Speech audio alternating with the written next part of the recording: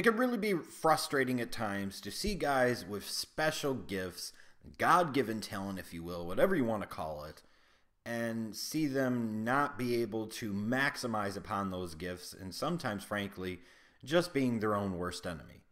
And somebody that kind of fits into that mold, even though it hasn't necessarily affected him on the field just yet, is Ezekiel Elliott, the star running back for the Dallas Cowboys. Here was a guy that came into the league as a rookie and ripped shit up behind the best offensive line in football. He was a star. He played to the level of the star on the helmet for the Dallas Cowboys. Was very instrumental in helping that team get a number 1 seed in the NFC playoffs and all that jazz we already know about. But unfortunately for Ezekiel Elliott, as much as we talk about the on-the-field accomplishments, there seems to be an increasing amount of off-the-field baggage with the guy. And honestly, it could be easy to look from the outside and say, what the hell are you doing? How can you not keep your shit straight? Because we're ultimately talking about a young man of all of, I believe, maybe 22 years of age that has a ton of money, and people know him across the country, plays for America's team. He's a star. And I think back to when I was 22, I honestly don't know how I would have handled it. Just because I can envision how I would handle it at age 36 doesn't mean I know how I would handle having everything thrown at you, having the world at my fingertips 15 years ago. So there's that. But there also comes a point in time where you have to exercise better personal judgment. And if for nothing else, you can say Ezekiel Elliott makes some bad choices. And now we've reached a point where the NFL is considering, reportedly, suspending him for a couple of games for the 2017 season. And the question to me is, does he deserve to be suspended? Let's look at some of his off-the-field incidents. You have a domestic violence investigation that's been going on for over a year now, which ultimately has not resulted in any charges, any convictions of any kind. You have the thing, I believe it was Mardi Gras, where he pulled the woman's top down. An alleged bar fight where he punched a guy after the guy got into a squabble with somebody in Elliott's entourage. A speeding ticket for going 100 miles an hour in a 70 mile per hour zone. You know, on the surface,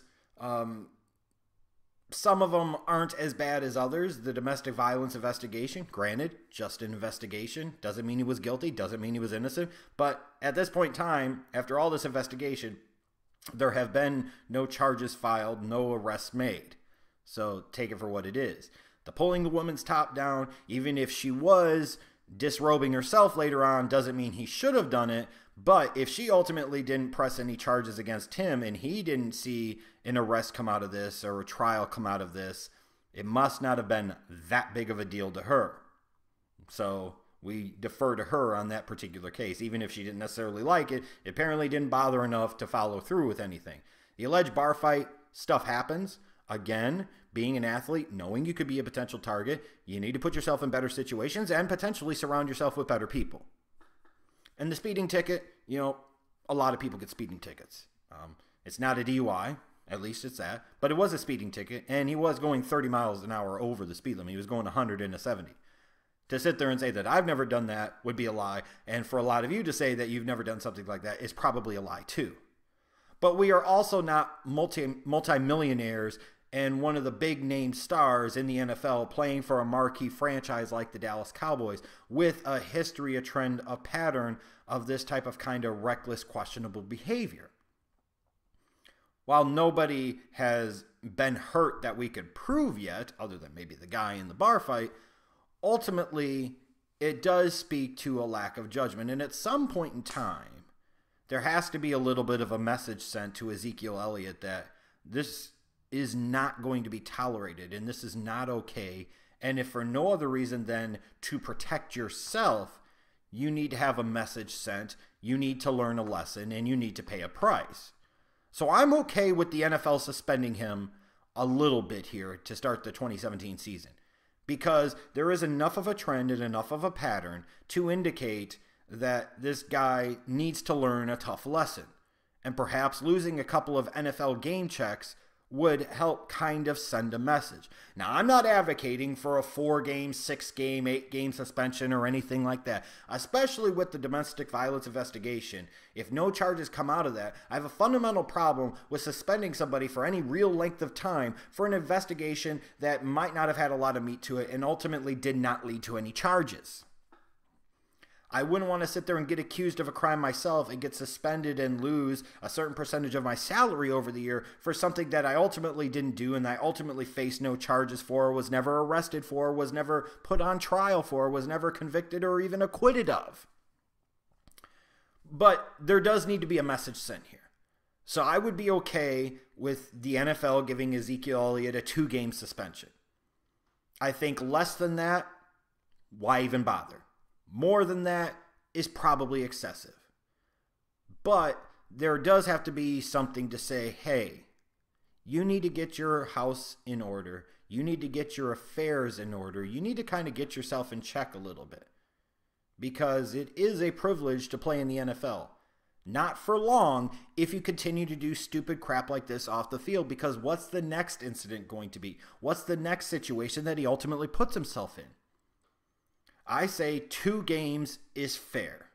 It's enough to send a message without being excessive, without potentially too negatively impacting one of the NFL's marquee franchises.